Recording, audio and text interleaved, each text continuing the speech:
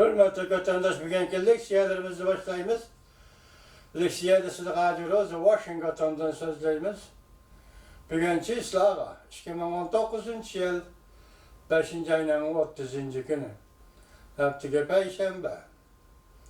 Bugünkü leksiyalarına başlaştan avval bir cümle vaziyet doğrusudaki haber deylik. Hazırki vaziyette soda oluşu toxtağan bir halat, bir katmalı halatı iki devlet Amerika Qo'shma Shtatlar bilan Cumhuriyet Halk Cumhuriyeti o'rtasidagi soda suhbati to'xtab qoldi degandek. Prezident Trump Amerika Qo'shma Shtatlarining prezidenti Trump Yaponiyani ziyorat qildi. Shu ziyorat qilish jarayonida Yaponiya hukumatining, ya'ni Yaponiyaning vaziri Shinzo Abe bilan suhbatlashganda suhbatdan keyin ikki davlat hosil qilgan kelishimda Yaponiya Amerika Qo'shma Shtatlaridan 105 tane F-35 belgelik kurashchi aeroplan setib olishni qaror qildi. Bu mening nazarimda o'zimning shaxsiy qarashicha bir mo'jiza. Biz vaqt yor ba'zi tuvanda buni tahlil qilamiz vatandoshlar. Mushunday vaziyatni davr qilgan holda biz bugun sizlarga leksiya so'zlaymiz. Birinchi mavzumizda Amerika Jungo savdo suhbati yemirildi. Xabardor kishilar Amerikaning talablari siyosiy vaziyatga ta'sir ko'rsatdi dedi. Mavzuli xabar 5. ayning 28 kuni Dovit orbitida e'lon qilindi. Xabar bundoq boshlanadi. Shanghai matbuoti Amerika Jungo savdo suhbatining komediyalik bir ravishda o'zgarish hosil qilib, to'sqinlikqa duchor bo'lganligini oshkorladi. To'sqinlikqa uchrashning sabablarini bu gazet bundoq ko'rsatdi. Chunki Amerika suhbatning oxirgi qismida izchil yangi talablarni o'tirib qo'yishdan kelib chiqqan ba'zi talablar, balki Jungoning siyosat va jamiyat muqimligiga ta'sir ko'rsatadigan talablar. Shanghai Janubning Sahar gazeti Beijing vaqti 5. ayning 28 kuni xabar qilib, bundoq ko'rsatdi. Xabardor kishilarning oshkorlashicha, Jungo Amerika savdo suhbatida kelishim imzolash tartiblarida komediyalar, chekinish yuz berdi. Bundan 5 kun burun dal 10. qatimli suhbat paytida Jungoning Mao vaziri shundaqli suhbat vakili Liu He 4. ayning 30 kuni Beijing Diaoyutai mehmonxonasida Amerika Qo'shma Shtatlarining savdo ministri Moni Chen va Amerika Qo'shma Shtatlarining savdo vakili va bu qatimqi suhbat vakillar o'mikining boshlig'i Leitzer la suhbat o'mikidan tushib qolib, ayrim bir ishxonada maxfiy suhbatlashgan. Faqat Jungo tarafning bir nafar tarjimoni suhbatda birga bo'lgan.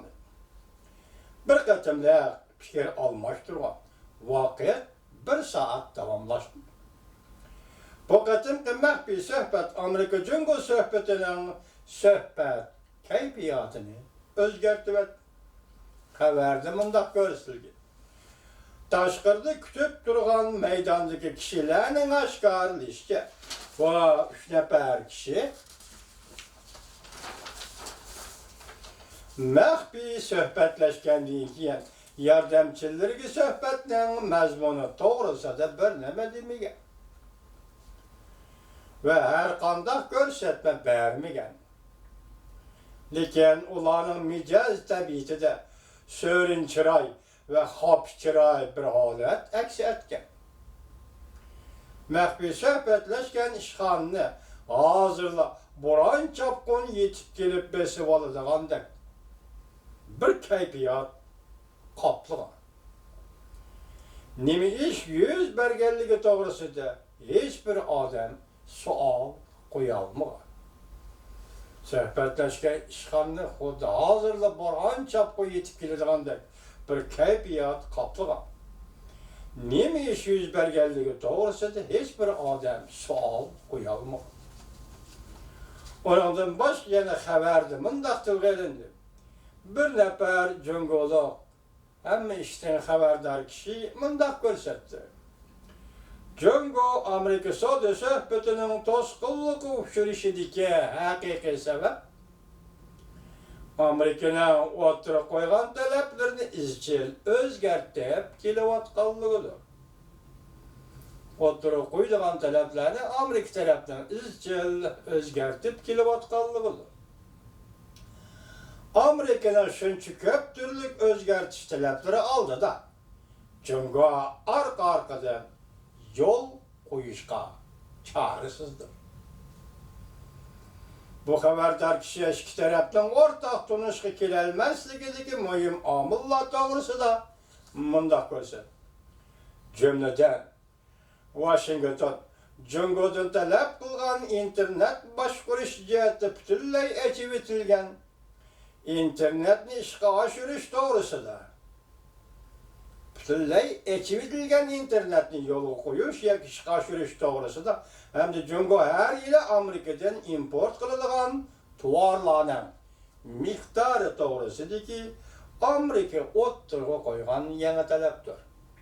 Demek maxfiy ishxonada maxfiy suhbatlashganda Amerika Qo'shma Shtatlarining savdo vakili Laytzer va Monichin, savdo ministerligining ministri Monichin, Jungoning muavin vaziri Liuxo, Jungoning suhbat vakili Liuxo bilan birga bir tarjiman, bu tarjiman Jungo tarafdan kelgan tarjiman ishxonada maxfiy so'zlashganda bu qatam 10-chi qatimliq suhbat uchun bu qatam Amerika Qo'shma Shtatlarining suhbat vakillari Beijing tarafga internetni qo'yib etish, internetni ochib etishni ishga oshirish talabini o'tirib qo'ydi. Demak, Bog'dikidan oldi, jenidan oldi. Kompartiyaning ajallik yeriga zarba berdi va yaka Kompartiyaga bu noktada yaka savdo suhbati, savdo qurishi nuqtasida ajallik talabni o'tirib qo'ydi degan gap. Xabarda mundaq ko'rsatildi. Bir nafar xabardor kishi mundaq ko'rsatdi. 5-oyning 13-kuni Jungoning siyosiy byurosi ochilgan yig'inda Xi Jinping 24 nafar siyosiy byuro a'zolari bilan birlikda muhokama ve fikir almashtirish elib bordi. Ko'pchilik a'zolar mundaq hisobladi. Amerika Bagdaddan eshib ketdi. Chegaradan olib ketdi. Shunga Amerikaning bu talabini rad qilamiz dedi.